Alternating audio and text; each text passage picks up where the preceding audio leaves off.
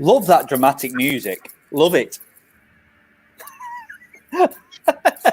Welcome. Where we, for our half an hour chat, 25-minute chat, where we start talking about networking, and we always invite a very special person on to it, and nobody more special than my very good friend, Mr. Jan Evans. And you're laughing, but it's true. I'm laughing.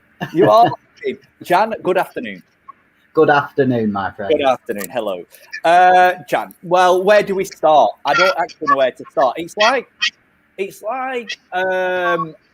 Luke trying to train or trying to ask Yoda questions here, because you're infinitely more knowledgeable than me on this.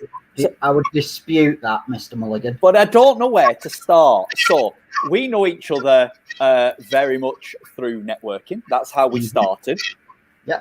So take me back. How did you first start to know what networking was? I set up in business with my dad in 2003, and I used to go to chamber events and things like that. And my dad's view was always, if you don't come back with a deal, it's been a waste of time. So my first impression of networking and first experience of networking, I was that person in the room who everybody really just avoided, because he was running around trying to sell to anyone that had listened to them for more than 30 seconds. I got bored of that very, very soon, didn't enjoy it, didn't like it. It's not who I am. And as these things often happen, I got involved in BNI by accident. Good friend of mine, godfather to one of my daughters, Michael Bale. He's very long in the tooth. Very long. In the organisation. Yeah. And I just used to cover for him when he went on holiday. So that went on for years. And I really wasn't interested. Didn't get it at all. I still had that, right, who here has got what I need for them to buy off me. Why do you think that was? Because of your upbringing, because of what your dad was saying? Yeah, it's sort of a very old school way of networking, shall we say. And it was probably 5 or 6 years that I was doing that for Michael. And honestly, I avoided it like anything. I really wasn't interested. It was just a favour for my mate. But then eventually, might not be the brightest button in the box. Eventually, the penny dropped, and it was it's not who's in there; it's who you know. Yeah. It's about relationships, and I like having good relationships with my clients, and it's no different within networking. Yeah, it surprises me that it took a little bit of time for the penny to drop, because you are such a relationship-driven person. You're the person that actually has connections with a lot of people. So that very much surprised me. But was there a certain turning point? Well, I was, reflecting. I was doing everything I do now anyway. I just wasn't doing it through networking. I wasn't doing it in a structured way. So once I started doing it in a structured way, the results, magnified. Started to understand it and learn a lot about it, and build really, really good, long-lasting relationships with people. Most of my friends nowadays, and this is probably true and sad at the same time, but most of my friends nowadays, the ones that I spend time with, they're business owners, and I've met them through networking.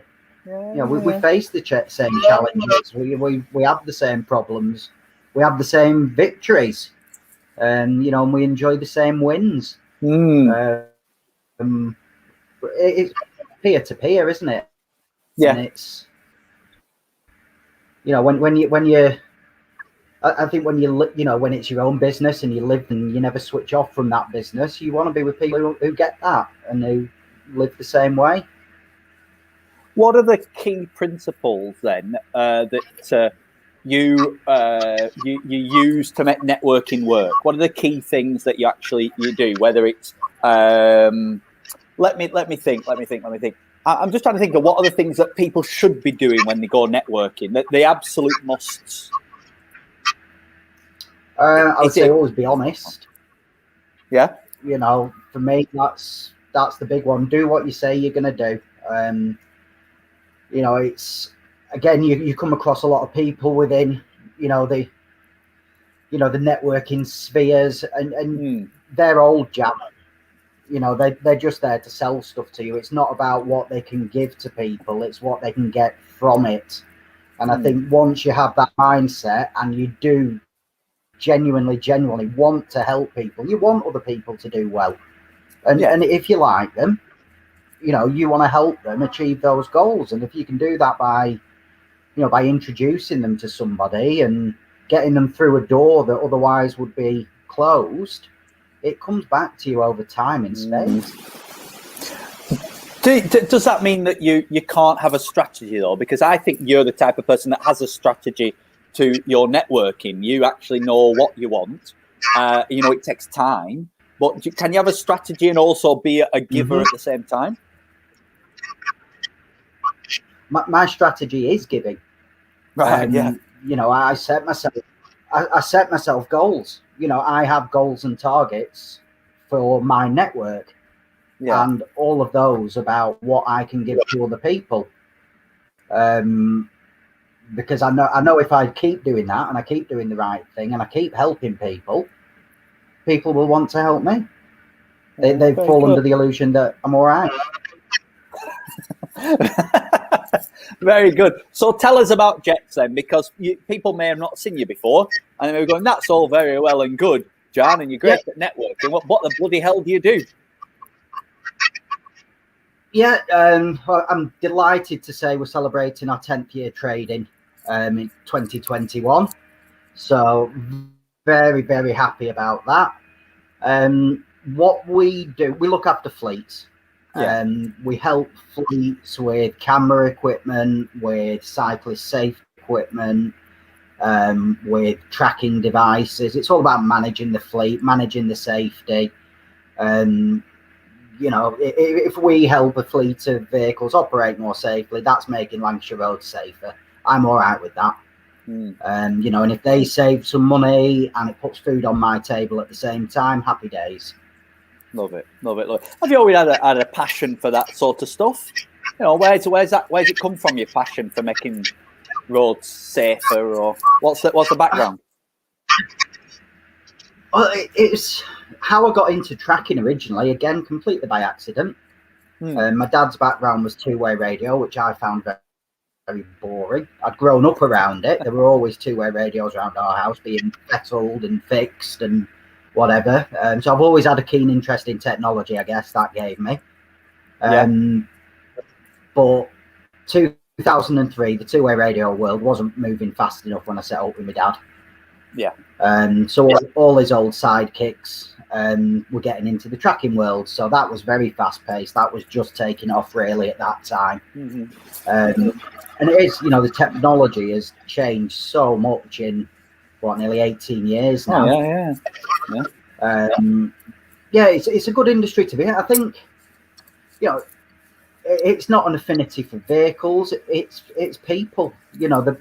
Most of my customers, I can have they don't want me suited and booted.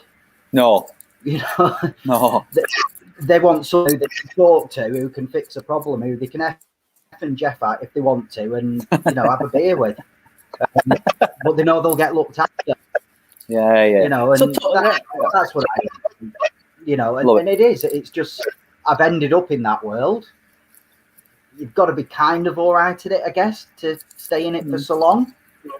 And a lot of it is, we get so much through, not just referrals from my networking group, but referrals from my network of clients. Love it.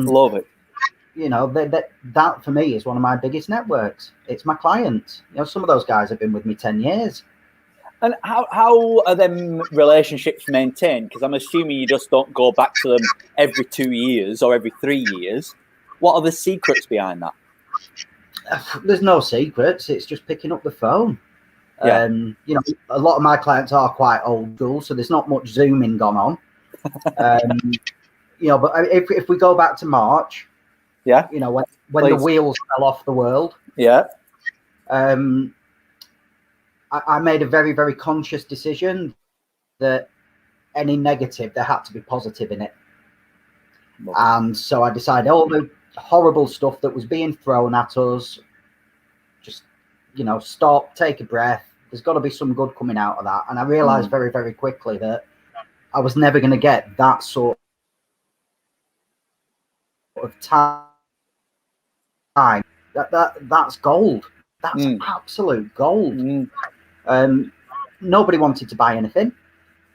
I couldn't really sell much anyway. No. So with no agenda, I just made lots of phone calls. Are you okay? Love it. You know, how are you finding it?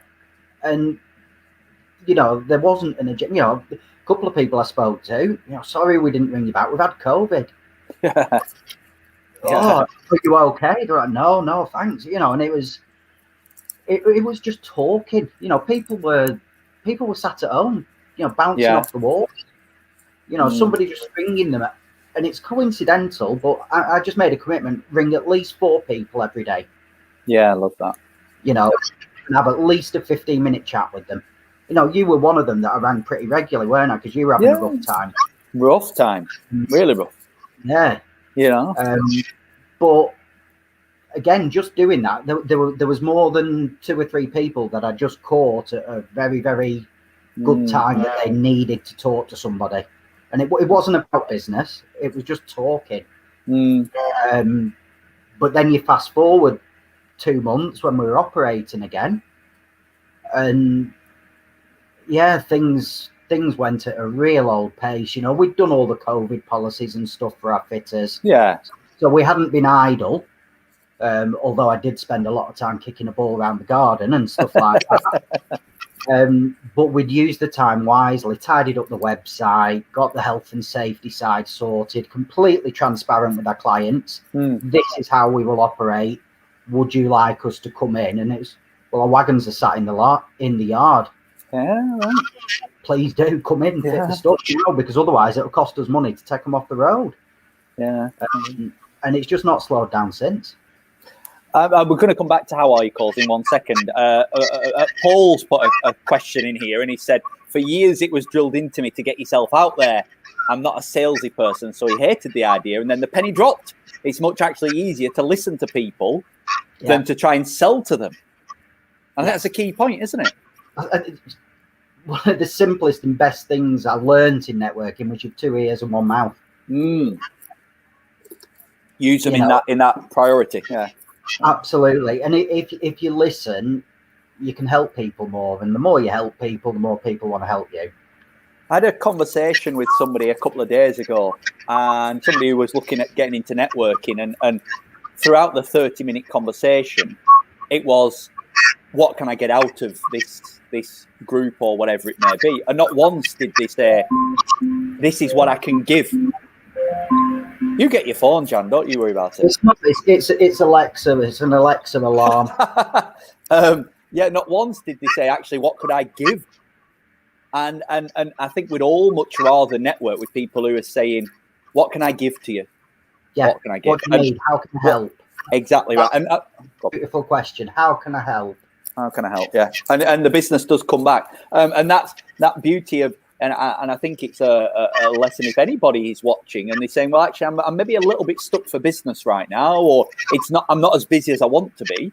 Them how are you calls are not sales calls. If you worry about cold calling, just pick up the phone and go, how are you doing?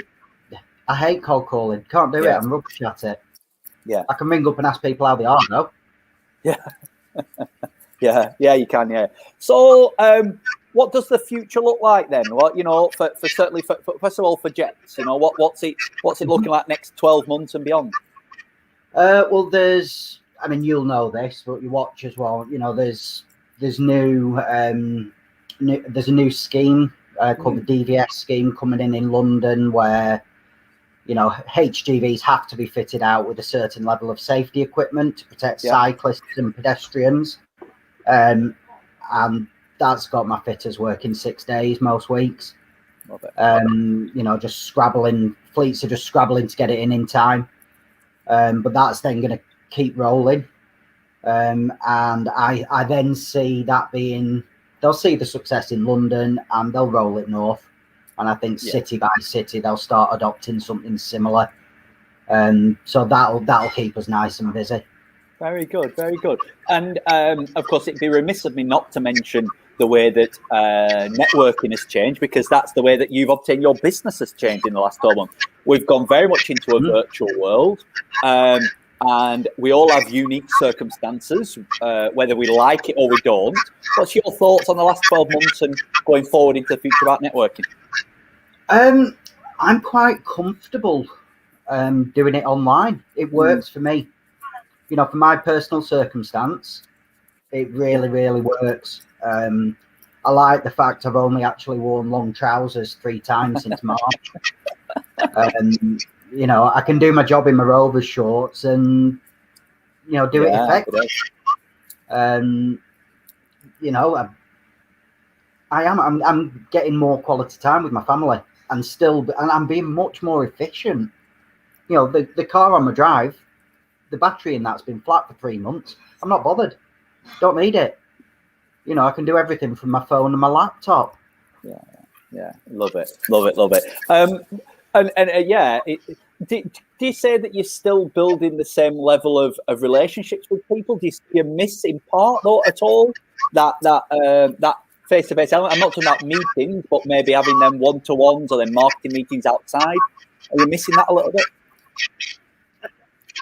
Not really. Again, I'm probably having more meetings than I would do because I'd be sat in the car otherwise. So for me, it's just about efficiency. You know, if we can do it more without having to get in the car, it's, you know, without getting all fluffy, but that's really positive for the environment. Getting the family time in, getting to watch Donald Trump all the time on YouTube. It's brilliant.